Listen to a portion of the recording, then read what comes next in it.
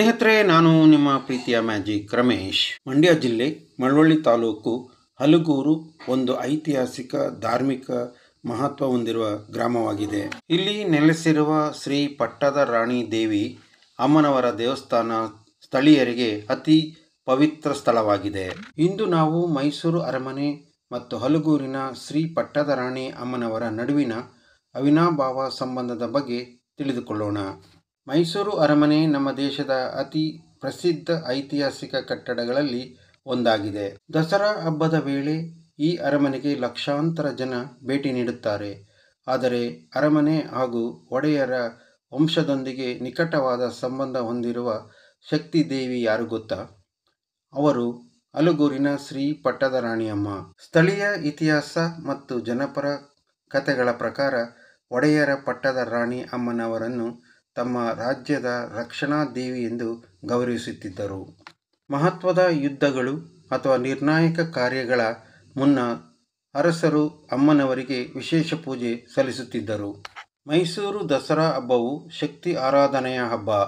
ಈ ಹಬ್ಬದ ವೇಳೆ ಅಮ್ಮನವರಿಗೆ ಅರಸರ ಪರವಾಗಿ ಕಾಣಿಕೆ, ಹೂವು, ಹಣ್ಣು ಮತ್ತು ವಿಶೇಷ ಪೂಜೆಗಳನ್ನು ಸಲ್ಲಿಸುವ ಪದ್ಧತಿ ಇತ್ತು. ಅರಮನೆ ಮತ್ತು ಮೈಸೂರು ರಾಜ್ಯವನ್ನು ದುರಂತಗಳಿಂದ, ಶತ್ರುಗಳಿಂದ ರಕ್ಷಿಸುವ ಶಕ್ತಿ ಪಟ್ಟದ ರಾಣಿ ಅಮ್ಮನವರ ಅನುಗ್ರಹದಿಂದಲೇ ಬರುತ್ತಿದೆ ಎಂಬ ನಂಬಿಕೆ ಗಾಢವಾಗಿತ್ತು.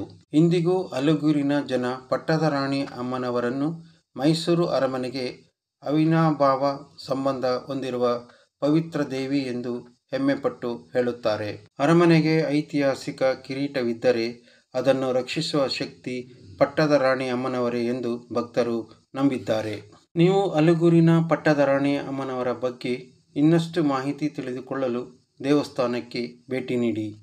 ಇಂತಹ ಇನ್ನಷ್ಟು ಸಾಂಸ್ಕೃತಿಕ ಮತ್ತು ಧಾರ್ಮಿಕ ಸಂಚಿಕೆಗಳಿಗಾಗಿ ನನ್ನ ಚಾನಲನ್ನು ಸಬ್ಸ್ಕ್ರೈಬ್ ಮಾಡಿ. ಧನ್ಯವಾದಗಳು.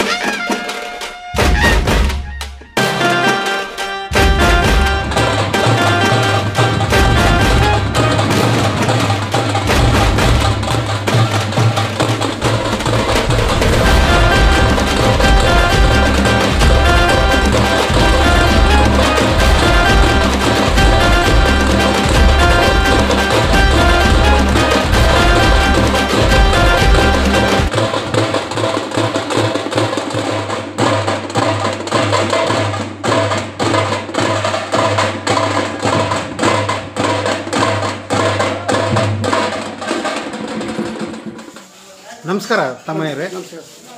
ಈ ಪಟ್ಟದ ರಾಣಿ ಅಂತ ನೀವು ಇದು ಕರಿತಾ ಇದ್ದೀರಲ್ಲ, ಹಲಗೂರಲ್ಲಿ ದೇವಸ್ಥಾನ ಇದೆ. ಸೊ ಈ ಪಟ್ಟದ ರಾಣಿ ಅಂತ ಯಾಕೆ ಹೆಸರು ಬಂತು ಮತ್ತು ಈ ದೇವಿಯ ಒಂದು ವಿಶೇಷತೆ ಏನು ಹೇಳ್ತೀರಾ? ಹೇಳ್ತಾರೆ. ಓಕೆ. ಇದು ದನಗೂರಲ್ಲಿ ಇದೆ ಸರ್. ದನಗೂರಲ್ಲಿ ಪೂಜೆ ಮಾಡ್ತಾರೆ. ನಮ್ಮ ತಂದೆ ನಮ್ಮ ತಾತರು ಪೂಜೆ ಮಾಡ್ಕೊಂಡು ಬರ್ತಾಯಿದ್ರು. ಆವಾಗ ಏನು ಮಾಡೋದು, ಈ ಪೂಜೆಗೆ ನಿಂತೋಯ್ತು. ದನಗೂರಮ್ಮ ಅಂತ ಇದ್ದಿದ್ದು.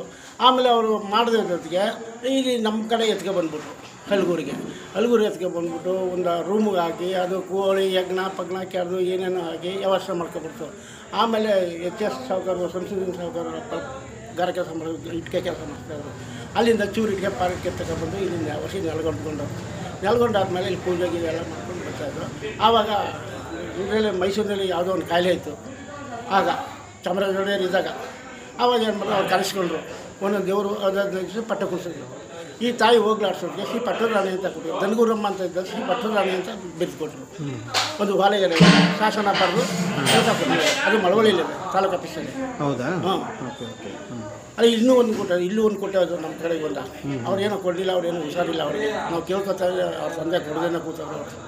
ಇಲ್ಲೇನೋ ವಿಶೇಷತೆ ಪವಾಡಗಳೇನ ನಡೆಯುತ್ತಾ? ನಡೀತದೆ ಸರ್. ನಾವು ಪವಾಡ ಮಾಡ್ತೀವಿ. ನಾವೆಲ್ಲಾರು ತಗೋಬೇಕಾದ್ರೆ ಒಂದು ಬಿರುದು ಕಟ್ಕೊಂಡು ಹೋಗ್ಬೇಕಾದ್ರೆ ಸುಮಾರು ದುಡ್ಡು ಹಾಕ್ಕೊಂಡು ನಾವು ಕರ್ಕೊಂಡು ಹೋಗ್ತೀವಿ, ತಗೊಬರ್ತೀವಿ, ವ್ಯವಸ್ಥೆನ ಮಾಡ್ತೀವಿ ಸರ್. ಇಲ್ಲೇನೋ ಅರ್ಕೆ ಮಾಡ್ಕೊಂಡ್ರೆ ಅದು ಆಗುತ್ತಾ? ಆಗುತ್ತೆ ಸರ್. ಯಾವ ಥರ? ಮೈಸೂರಿನವರು ಚಾಮರಾಜ ಒಡೆಯವರು ತಾನೇ ಕುಂಡಿಸ್ಕೊಂಡಿದ್ದು, ಅವರು ಮಾಡ್ಕೊಂಡಿದ್ದು. ಹೋಗ್ಲಾಡೋರು ತಾನೇ ಈ ಪಟ್ಟರಾಣಿ ಅಂತ ಬಿಡಿಸ್ಕೊಟ್ಟಿದ್ದು ಅವರು. ಓಕೆ ಓಕೆ ಒಳ್ಳೆ ತಾಯಿ. ಮಾಹಿತಿ ಕೊಟ್ಟಿದ್ದಕ್ಕೆ ನಮಸ್ಕಾರ. ಆಯಿತು, ಧನ್ಯವಾದಗಳು. Thank you. ಮೈಸೂರು ಅರಮನೆಗೆ ಅವಿನಾಭಾವ ಸಂಬಂಧವಿರುವ ಹಲಗೂರಿನ ಪಟ್ಟದ ರಾಣಿ ಅಮ್ಮನವರ ದಿವ್ಯ ದರ್ಶನ ನಮಗೆ ಸಿಗಲೆಂದು ಆಶಿಸುತ್ತೇವೆ.